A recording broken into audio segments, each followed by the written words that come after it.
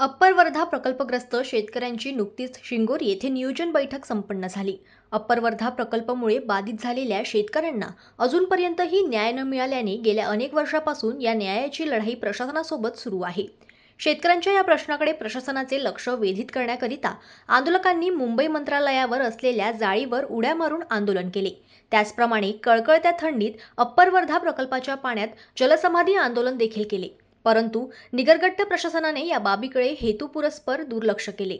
अखेरीस मोर्शी पंचायत समिती समोर आत्मक्लेश आंदोलनाला सुरुवात केली। या आंदोलनात प्रशासनाचा निषेध म्हणून गोपाल दहिवळे नावाच्या शेतकऱ्यांनी उपोषण मंडपातच गळफास लावून आत्महत्या केली। तरीही शासनाचे डोळे उघडले नाही। आंदोलन सुरू असताना लोकसभा निवडणुकीची आदर्श आचारसंहिता सुरू असल्याने आंदोलन काही काळासाठी स्थगित करण्यात आले होते। मात्र नुकतेच निवडणूक आयोगाने आचारसंहिता संपल्याचे घोषित केल्याने आंदोलनाची पुढील दिशा आखण्याकरिता अप्पर वर्धा प्रकल्पग्रस्तांनी शिंगोरी येथे बैठक घेऊन पुन्हा आंदोलनाच्या तयारीत राहण्याचे आवाहन या बैठकीतून करण्यात आले। यावेळी शिवसेना उद्धव बाळासाहेब ठाकरे गटाचे अमरावती जिल्हा युवा प्रमुख उमेश शहाणे यांनी आपली प्रतिक्रिया देताना सांगितले। आज अप्पर वर्धा धरणग्रस्तांची एक बैठक पार पडली आणि एक आदर्श आचारसंहितेमुळे जे आपलं आंदोलन स्थगित झालं होतं, मागील 11 महिन्यांपासून जे आंदोलन सुरू होतं ते स्थगित झाल्यामुळं आचारसंहितेमुळं आपल्याला पुन्हा ते कंटिन्यू करायचं आहे हा सर्वानुमते एक सूर होता आणि निवडणूक आयोगानं पण आचारसंहिता संपल्याचं जाहीर केलेलं आहे।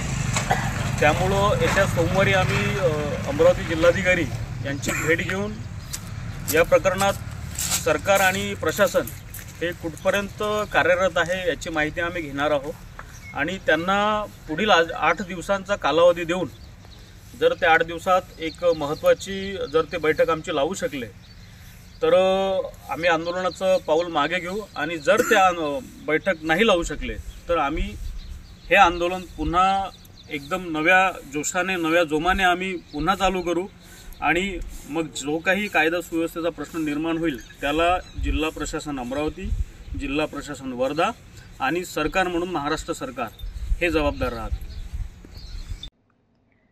जनमत लाईव्ह न्यूजसाठी मोर्शीमधून सोमेश्वर शहाणे यांची रिपोर्ट।